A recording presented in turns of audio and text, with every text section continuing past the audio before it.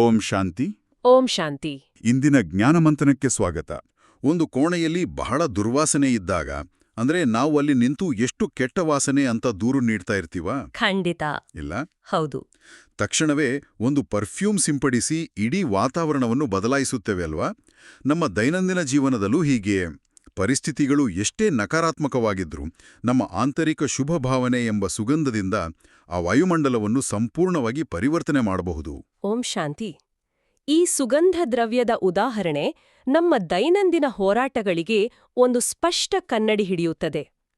ಲೌಕಿಕ ಜಗತ್ತಿನಲ್ಲಿ ನಾವು ಯಾವಾಗಲೂ ಪರಿಸ್ಥಿತಿಗಳು ತಾನಾಗೇ ಬದಲಾಗಬೇಕು, ಇತರರು ತಮ್ಮ ವರ್ತನೆಯನ್ನು ತಿದ್ದುಕೊಳ್ಳಬೇಕು ಅಂತ ಕಾಯ್ತಾ ಇರ್ತೀವಿ. ಇದು ನಿಂತಲ್ಲಿಯೇ ದುರ್ವಾಸನೆಯ ಬಗ್ಗೆ ದೂರು ನೀಡಿದಂತೆ. ನಿಜ. ಆದರೆ ಆಧ್ಯಾತ್ಮಿಕ ದೃಷ್ಟಿಕೋನವು ಸಂಪೂರ್ಣವಾಗಿ ಭಿನ್ನವಾಗಿದೆ. ನಮ್ಮ ಸ್ವಂತ ಸ್ಥಿತಿ ಅಂದ್ರೆ ನಮ್ಮ ಆಂತರಿಕ ಅಲೆಗಳು ಹೊರಗಿನ ವಾಯುಮಂಡಲವನ್ನು ಪ್ರಭಾವಿಸುತ್ತವೆ ವಿನಃ ಹೊರಗಿನ ವಾತಾವರಣ ನಮ್ಮನ್ನು ಆಳಬಾರದು. ಇದು ಕೇವಲ ಕೇಳಲು ಚೆನ್ನಾಗಿದೆ ಎನಿಸಬಹುದು, ಆದರೆ ಇದನ್ನು ಕಾರ್ಯರೂಪಕ್ಕೆ ತರುವುದೇ ಅಸಲಿ ಪುರುಷಾರ್ಥ. ಇಂದಿನ ಮುರಳಿಯಲ್ಲಿ ಈ ಬಗ್ಗೆ ಅತ್ಯಂತ ಆಳವಾದ ಮಾರ್ಗದರ್ಶನವಿದೆ. ಹೌದು ಬಾಬಾ, ನಮಗೆ ಬಹಳ ಸ್ಪಷ್ಟವಾದ ದಾರಿ ತೋರಿಸಿದ್ದಾರೆ. ಮಧುರ ಮಕ್ಕಳೇ, 40 ವರ್ಷದ ಅವ್ಯಕ್ತ ಪಾಲನೆಯ ರಿಟರ್ನ್ 4 ವಿಷಯಗಳು: ಶುಭ ಚಿಂತಕರಾಗಿ ಶುಭ ಚಿಂತನೆ ಮಾಡಿ, ಶುಭ ವೃತ್ತಿಯಿಂದ ಶುಭ ವಾಯುಮಂಡಲವನ್ನು ತಯಾರು ಮಾಡಿ, ಹಾಗೂ 0 ಅಂದರೆ 0 ಮತ್ತು ಹೀರೋ ಆಗುವ ಸ್ಮೃತಿಯಲ್ಲಿರಿ. ನಾವು ಈ ಅವ್ಯಕ್ತ ಪಾಲನೆ ಎಂಬ ಪದವನ್ನು ಬಹಳ ಬಾರಿ ಕೇಳಿರ್ತೀವಿ. ಆದ್ರೆ ವಾಸ್ತವದಲ್ಲಿ 40 ವರ್ಷಗಳ ಕಾಲ ಕಣ್ಣಿಗೆ ಕಾಣದ, ಭೌತಿಕವಾಗಿ ನಮ್ಮ ಮುಂದಿಲ್ಲದ ಪರಮಾತ್ಮನ ಶಕ್ತಿಯೊಂದು ನಮ್ಮನ್ನು ಪ್ರತಿ ಹೆಜ್ಜೆಯಲ್ಲೂ ಮುನ್ನಡೆಸುತ್ತಿದೆ ಎಂದ್ರೆ ಅದು ಎಂತಹ ದಿವ್ಯ ಅನುಭವ ನೋಡಿ. ಖಂಡಿತ. ಇದು ಕೇವಲ ಮಾರ್ಗದರ್ಶನವಲ್ಲ, ಇದೊಂದು ತಾಯಿಯ ಮಮತೆ ಮತ್ತು ತಂದೆಯ ರಕ್ಷಣೆಯ ಅದ್ಭುತ ಸಮ್ಮಿಲನ. ಶಿವಬಾಬಾ ಅವರು ಬ್ರಹ್ಮಬಾಬಾ ಅವರ ಮೂಲಕ ನಮ್ಮನ್ನು ಹೇಗೆ ಪೋಷಿಸುತ್ತಿದ್ದಾರೆ ಎಂಬುದನ್ನು ಇದು ಸೂಚಿಸುತ್ತದೆ. ಆ ಪಾಲನೆಗೆ ಪ್ರತಿಯಾಗಿ ನಾವು ಏನನ್ನು ನೀಡುತ್ತಿದ್ದೇವೆ ಎಂಬುದು ಇಲ್ಲಿನ ಬಹುದೊಡ್ಡ ಪ್ರಶ್ನೆ ಅಲ್ವಾ? ಇಂದಿನ ಮುರಣಿಯಲ್ಲಿ ಶಿವಬಾಬಾ ಅವರು ವಿವರಿಸುವ ಮೊದಲ ಅದ್ಭುತ ದೃಶ್ಯವೇ ನಮ್ಮೆಲ್ಲರ ಎದೆಯಲ್ಲಿ ಸಂಚಲನ ಮೂಡಿಸುತ್ತದೆ. ಹೌದು, ಆ ದೃಶ್ಯ. ಬಾಪ್ದಾದ ಅವರು ಎಲ್ಲಾ ಕಡೆಯ ತಮ್ಮ ಸೇವೆಯ ಜೊತೆಗಾರರನ್ನು ನೋಡಿ ಬಹಳ ಖುಷಿಯಾಗುತ್ತಿದ್ದಾರೆ. ಅವರ ಹೃದಯದಲ್ಲಿ ವಾಹ್, ನನ್ನ ವಿಶ್ವ ಪರಿವರ್ತನೆ ಸೇವೆಯ ಜೊತೆಗಾರರೇ ವಾಹ್ ಎಂಬ ಹಾಡು ಮೂಡುತ್ತಿದೆ. ಭಗವಂತನೇ ಸ್ವತಃ ಕಲಿಯುಗದ ಅಂತಿಮದಲ್ಲಿರುವ ನಮ್ಮಂತಹ ಸಾಮಾನ್ಯರನ್ನು ನೋಡಿ ವಾಹ್ ಎನ್ನುತ್ತಿದ್ದಾನೆ. ಪ್ರಪಂಚದ ದೃಷ್ಟಿಯಲ್ಲಿ ನೋಡಿದರೆ ಭಗವಂತನು ಆಕಾಶದಲ್ಲಿ ಎಲ್ಲೋ ಕುಳಿತಿರುವ ಒಬ್ಬ ನ್ಯಾಯಾಧೀಶ. ಮನುಷ್ಯರು ಆತನ ಮುಂದೆ ಸದಾ ಕೈಯೊಡ್ಡಿ ಬೇಡುವ ಭಕ್ತರು. ಆದ್ರೆ ಬಾಬಾ ಅವರು ಈ ಇಡೀ ಸಮೀಕರಣವನ್ನೇ ಬದಲಾಯಿಸಿದ್ದಾರೆ. ಸಂಪೂರ್ಣವಾಗಿ ಬದಲಾಯಿಸಿದ್ದಾರೆ. ಬಾಬಾ ಅವರು ನಮ್ಮನ್ನು ಕೇವಲ ಭಕ್ತರನ್ನಾಗಿ ಉಳಿಸಿಲ್ಲ, ಬದಲಾಗಿ ಸೇವೆಯ ಜೊತೆಗಾರರು ಎಂದು ಕರೆಯುತ್ತಿದ್ದಾರೆ. ಇದು ನಮ್ಮ ಸ್ವಮಾನವನ್ನು ಎಷ್ಟು ಉನ್ನತ ಮಟ್ಟಕ್ಕೆ ಕೊಂಡೊಯ್ಯುತ್ತದೆ ಎಂದರೆ ನಾವು ಕೇವಲ ನಮ್ಮ ಸ್ವಾರ್ಥಕ್ಕಾಗಿ ಬದುಕುವವರಲ್ಲ, ಪರಮಾತ್ಮನ ವಿಶ್ವ ಪರಿವರ್ತನೆಯ ಮಹತ್ಕಾರ್ಯದಲ್ಲಿ ಹೆಗಲಿಗೆ ಹೆಗಲು ಕೊಟ್ಟು ನಡೆಯುವ ಪಾಂಡವರು ಮತ್ತು ಶಕ್ತಿಗಳು ಎನ್ನುವ ಅರಿವು ಮೂಡುತ್ತದೆ. ಇದೇ ಅರಿವಿನೊಂದಿಗೆ ಅಮೃತ ವೇಳೆಯ ದೃಶ್ಯವನ್ನು ಬಾಬಾ ಅವರು ನಮ್ಮ ಕಣ್ಣು ಮುಂದೆ ತರುತ್ತಾರೆ. ಅಮೃತ ವೇಳೆಯಲ್ಲಿ ಮಕ್ಕಳು 3 ಪ್ರಕಾರದ ಮಾಲೆಗಳನ್ನು ಹಾಕಿದ್ದಾರೆ ಎಂದು ಬಾಬಾ ಹೇಳುತ್ತಾರೆ. ಇದು ನಮ್ಮ ದೈನಂದಿನ ಮನಸ್ಥಿತಿಯ ನಿಖರವಾದ ಚಿತ್ರಣವನ್ನು ನೀಡುತ್ತದೆ. 3 ಮಾಲೆಗಳು. ಮೊದಲನೆಯದು ತಂದೆಯ ಸಮಾನರಾಗುವ ಉಮಂಗ ಉತ್ಸಾಹದ ಮಾಲೆ. ಎರಡನೆಯದು ಬಹಳ ಅಗಲಿರುವ ಬಂಧನವುಳ್ಳ ಗೋಪಿಕೆಯರ ಕಣ್ಣೀರಿನ ಮಾಲೆ. ಮತ್ತು 3ನೆಯದು ದೂರುಗಳ ಮಾಲೆ. ನಾವು ಬೆಳಿಗ್ಗೆ ಎದ್ದ ತಕ್ಷಣ ನಮ್ಮ ಮನಸ್ಸು ಈ 3ರಲ್ಲಿ ಯಾವ ಮಾಲೆಯನ್ನು ಆಯ್ಕೆ ಮಾಡಿಕೊಳ್ಳುತ್ತದೆ ಎಂಬುದು ಬಹಳ ಮುಖ್ಯ. ದೂರುಗಳ ಮಾಲೆಯ ಬಗ್ಗೆ ಸ್ವಲ್ಪ ಆಳವಾಗಿ ಚಿಂತನೆ ಮಾಡೋಣ. ಲೌಕಿಕ ಮನಸ್ಥಿತಿಯು ಯಾವಾಗ್ಲೂ ಕಂಪ್ಲೇಂಟ್ ಮಾಡುವುದನ್ನೇ ತನ್ನ ಪ್ರಧಾನ ಕರ್ಮವನ್ನಾಗಿ ಮಾಡಿಕೊಂಡಿರ್ತದೆ. ಹೌದು, ನಾವೆಲ್ಲರೂ ಇದನ್ನ ಅನುಭವಿಸಿರ್ತೀವಿ. ನನ್ನ ಆರೋಗ್ಯ ಸರಿಯಿಲ್ಲ, ಮನೆಯಲ್ಲಿ ಯಾರೂ ನನ್ನ ಮಾತನ್ನು ಕೇಳೋದಿಲ್ಲ, ಆಫೀಸ್ನಲ್ಲಿ ನನಗೆ ಸರಿಯಾದ ಬೆಂಬಲ ಸಿಗುತ್ತಿಲ್ಲ. ಇವೆಲ್ಲವೂ ದೇಹಭಾನದ ಲಕ್ಷಣಗಳು. ನಾವು ಸಣ್ಣ ಸಣ್ಣ ವಿಷಯಗಳಿಗೂ ಅಸಮಾಧಾನಗೊಂಡು ದೂರು ನೀಡಲು ಶುರು ಮಾಡ್ತೀವಿ. ಆದ್ರೆ ಆಧ್ಯಾತ್ಮಿಕ ಮಾರ್ಗದಲ್ಲಿ ನಡೆಯುವ ಆತ್ಮವು ಪ್ರತಿಯೊಂದು ಸವಾಲನ್ನು ತನ್ನನ್ನು ತಾನು ಉನ್ನತೀಕರಿಸಿಕೊಳ್ಳುವ ಮೆಟ್ಟಿಲನ್ನಾಗಿ ನೋಡುತ್ತದೆ. ಇದು ಬಹಳ ಸೂಕ್ಷ್ಮವಾದ ವ್ಯತ್ಯಾಸ. ಇನ್ನು ಆ ಕಣ್ಣೀರಿನ ಮಾಲೆ ಇದೆಯಲ್ಲ, ಆ ಕಣ್ಣೀರು ಲೌಕಿಕ ದುಃಖದ್ದಲ್ಲ. ಅದು ಪರಮಾತ್ಮನ ಪ್ರೀತಿಯಲ್ಲಿ, ಬಾಬಾರವರ ಮಿಲನದ ಅದಮ್ಯ ತವಕದಲ್ಲಿ ಹೊಳೆಯುವ ರತ್ನದಂತಹ ಶುದ್ಧ ಕಣ್ಣೀರು. ನಿಜ. ದೂರುಗಳನ್ನು ಬಿಟ್ಟು ಉತ್ಸಾಹದ ಮಾಲೆಯನ್ನು ಹಾಕಿಕೊಳ್ಳಬೇಕಾದರೆ ನಮಗೆ ನಮ್ಮ ಹಳೆಯ ಸ್ವಭಾವ ಸಂಸ್ಕಾರಗಳನ್ನು ತ್ಯಜಿಸುವ ಧೈರ್ಯ ಬೇಕು. ಇದಕ್ಕಾಗಿಯೇ ಬಾಬಾ ಅವರು ವಿಲ್ ಪವರ್ ಮತ್ತು ಸರ್ವಶಕ್ತಿಗಳ ಛತ್ರಛಾಯೆಯ ಬಗ್ಗೆ ತಿಳಿಸ್ತಾರೆ.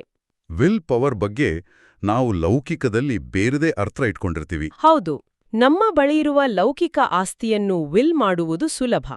ಆದರೆ ನಮ್ಮಳೊಗಿನ ಕೋಪ, ಅಹಂಕಾರ ಅಥವಾ ಹಳೆಯ ನಂಬಿಕೆಗಳನ್ನು ಬಾಬಾರವರ ಮುಂದೆ ವಿಲ್ ಮಾಡಿದಾಗ ಮಾತ್ರ ಆ ಸರ್ವಶಕ್ತಿಗಳ ಛತ್ರಛಾಯೆ ನಮ್ಮ ಮೇಲೆ ಬರುತ್ತದೆ.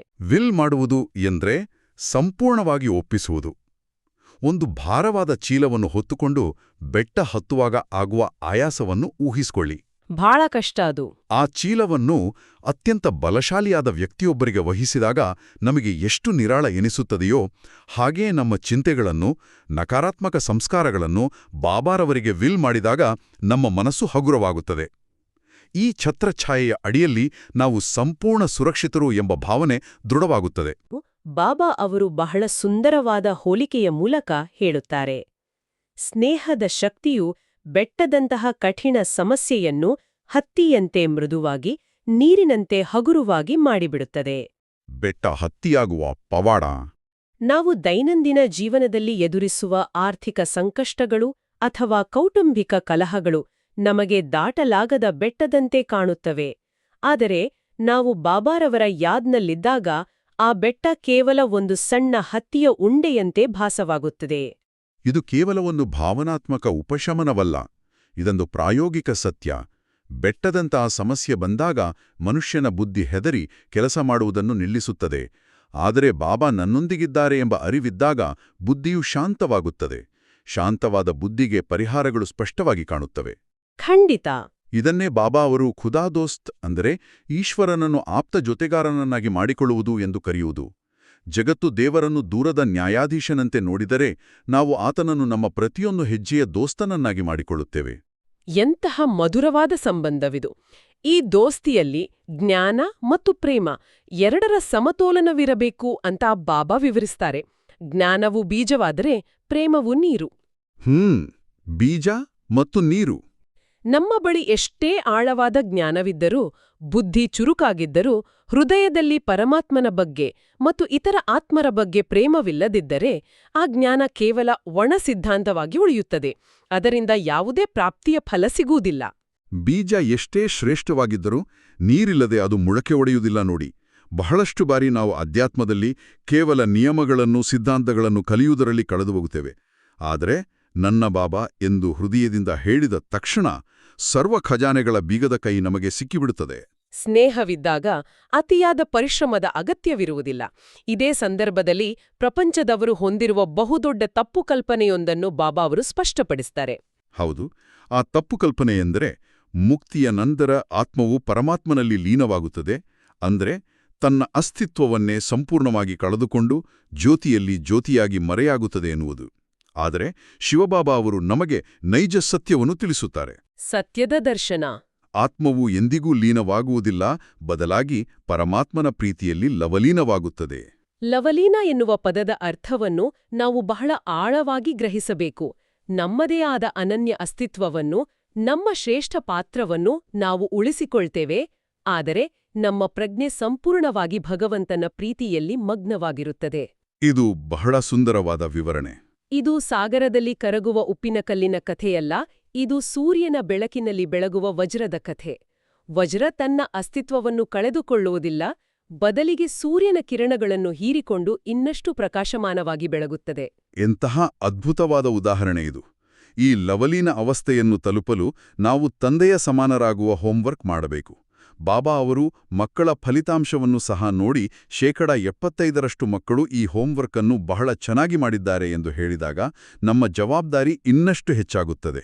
ಹೌದು, 75% ಫಲಿತಾಂಶ ಬಂದಿದೆ ಅಂದ್ರೆ ನಾವು ಇನ್ನಷ್ಟು ಪುರುಷಾರ್ಥ ಮಾಡಬೇಕು. ಆದರೆ ಈ ಪಯಣದಲ್ಲಿ ಸವಾಲುಗಳು, ಬಿರುಗಾಳಿಗಳು ಬರುವುದು ಅನಿವಾರ್ಯವಲ್ಲವೇ? ಬಿರುಗಾಳಿಗಳು ಇಲ್ಲದೆ ವೃಕ್ಷದ ಬೇರುಗಳು ಗಟ್ಟಿಯಾಗುವುದಿಲ್ಲ. ಸಂಗಮಯುಗದಲ್ಲಿರುವಾಗ ಲೌಕಿಕ ದೃಷ್ಟಿಯಲ್ಲಿ ಬಿರುಗಾಳಿ ಎಂದ್ರೆ ವಿನಾಶ ಮತ್ತು ಭಯ.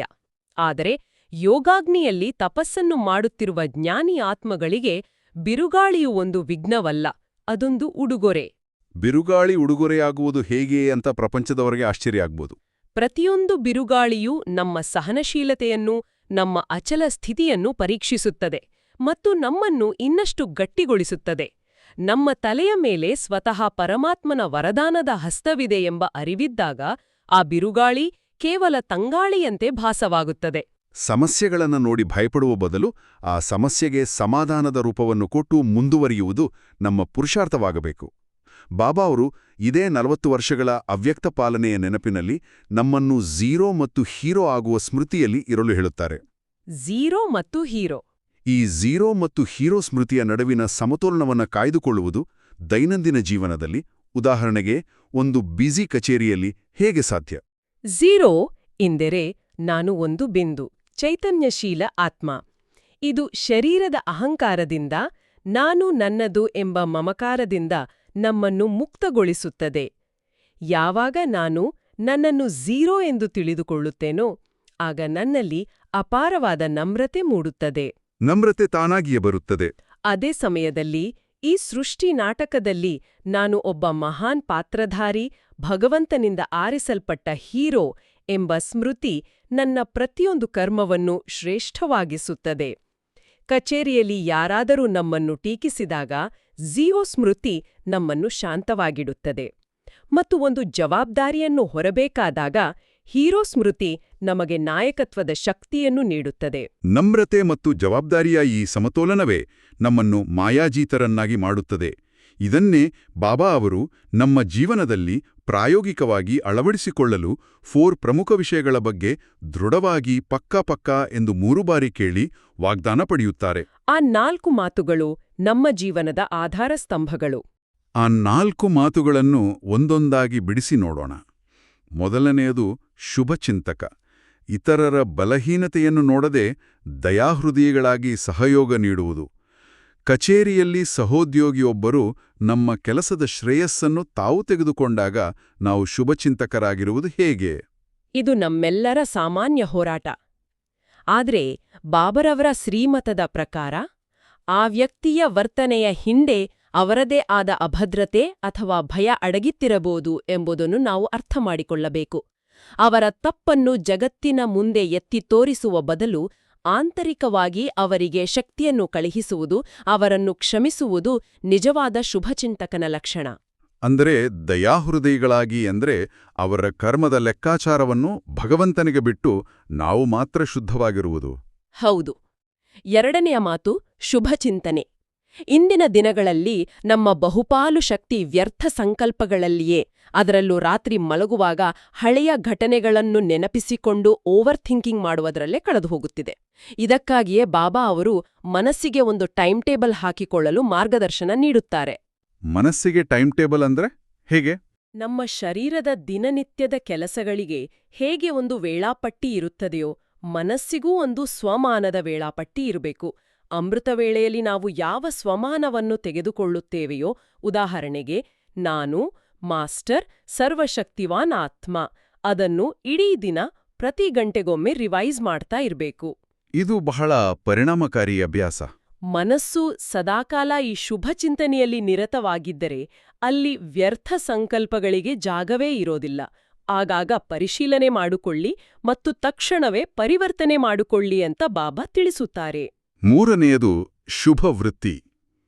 ನಮ್ಮ ಆಂತರಿಕ ದೃಷ್ಟಿ ಮತ್ತು ವೃತ್ತಿ ಶುದ್ಧವಾಗಿದ್ದಾಗ ಮಾತ್ರ ಹೊರಗಿನ ವಾಯುಮಂಡಲದಲ್ಲಿ ಅಶುದ್ಧತೆ ದೂರವಾಗುತ್ತದೆ.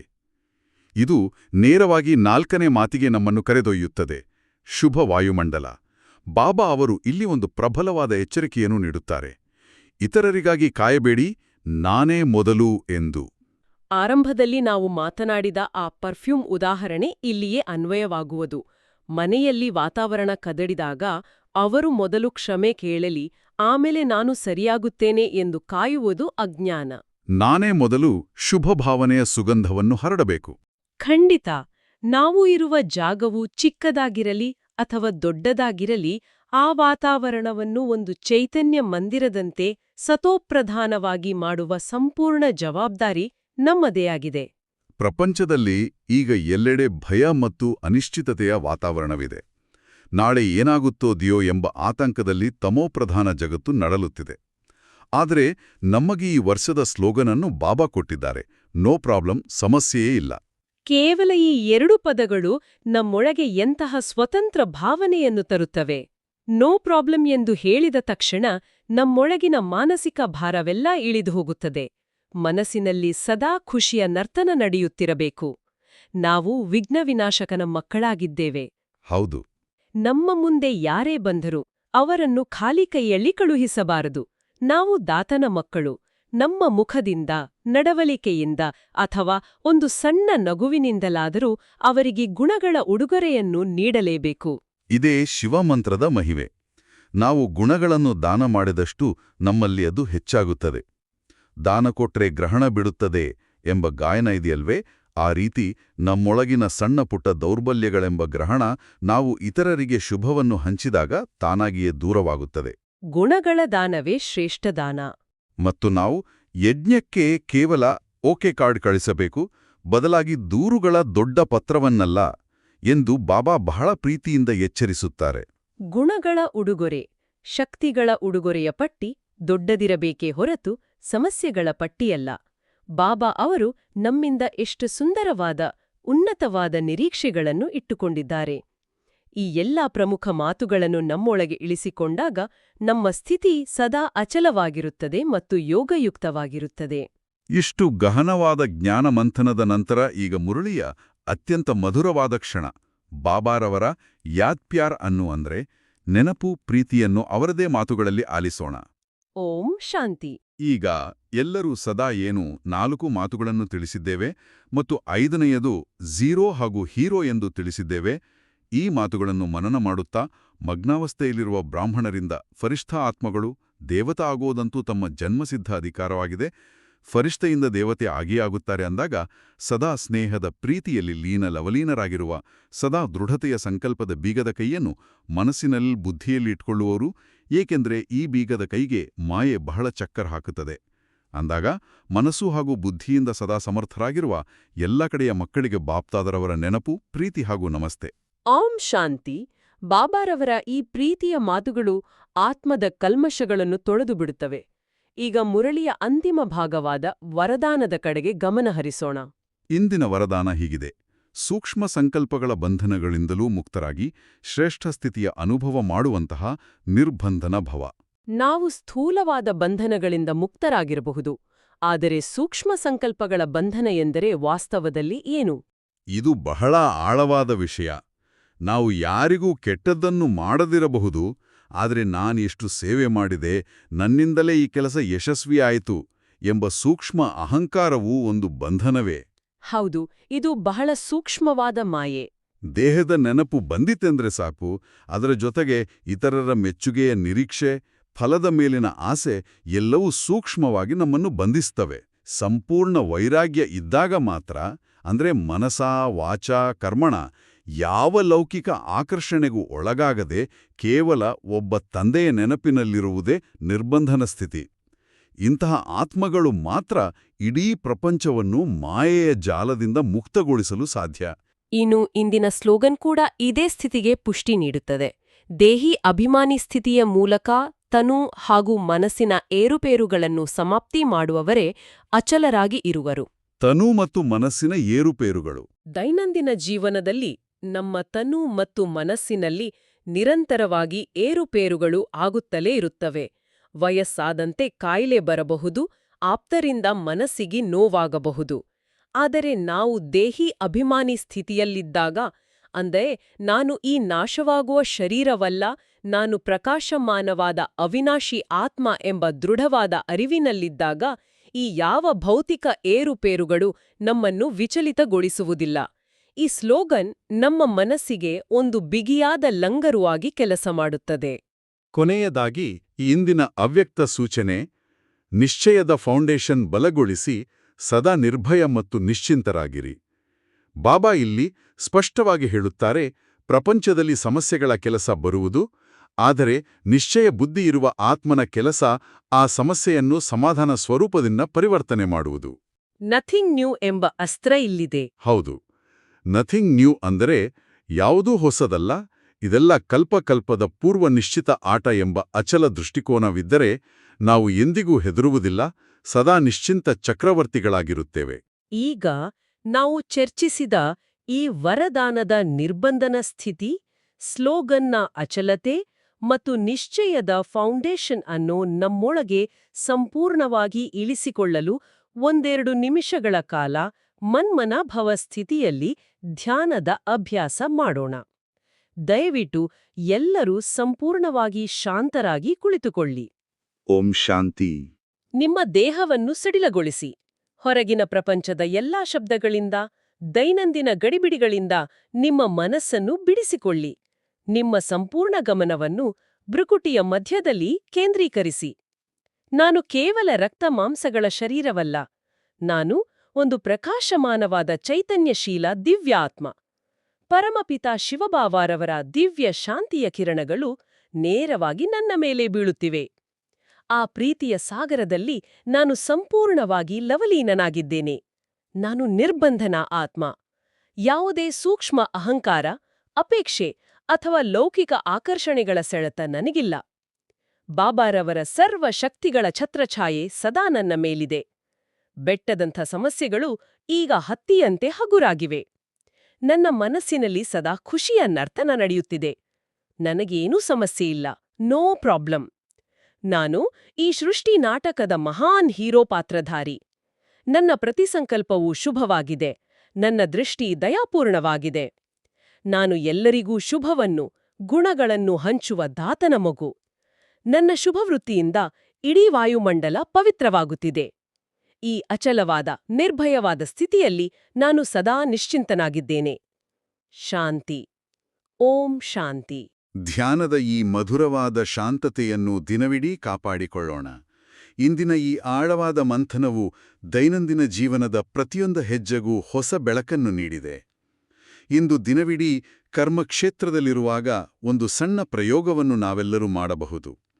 ಯಾವುದೇ ಕಠಿಣ ಪರಿಸ್ಥಿತಿ ಅಥವಾ ಸವಾಲು ಎದುರಾದಾಗ ತಕ್ಷಣವೇ ನಾನು ಝೀರೋ ಆತ್ಮ, ಭಗವಂತನ ಜೊತೆಗಾರನಾದ ಹೀರೋ ಪಾತ್ರಧಾರಿ ಎನ್ನುವ ಸ್ಮೃತಿಯನ್ನು ಜಾಗೃತಗೊಳಿಸೋಣ. ಆ ಪರಿಸ್ಥಿತಿಯನ್ನು ಎಷ್ಟು ಹಗುರವಾಗಿ, ಎಷ್ಟು ಪ್ರೀತಿಯಿಂದ ನಿಭಾಯಿಸಲು ಸಾಧ್ಯ ಎಂಬುದನ್ನು ಆಂತರಿಕವಾಗಿ ಗಮನಿಸೋಣ. ಆ ಶುಭ ವಾಯುಮಂಡಲ ನಮ್ಮಿಂದಲೇ ಪ್ರಾರಂಭವಾಗಲಿ. ದಿನವಿಡೀ ಬಾಬಾರವರ ಮಧುರ ನೆನಪಿನಲ್ಲಿರೋಣ. ಇಂದಿನ ದಿನವಿಡೀ ನಾವು ಚರ್ಚಿಸಿದ ಈ ಅವ್ಯಕ್ತ ಸ್ಥಿತಿಯನ್ನು ಅನುಭವಿಸಲು ಪ್ರಯತ್ನಿಸೋಣ ಮತ್ತು ಬಾಬಾರವರ ವರದಾನದ ಹಸ್ತ ಸದಾ ನಮ್ಮ ತಲೆಯ ಮೇಲಿದೆ ಎಂಬ ಸ್ಮೃತಿಯಲ್ಲಿರೋಣ.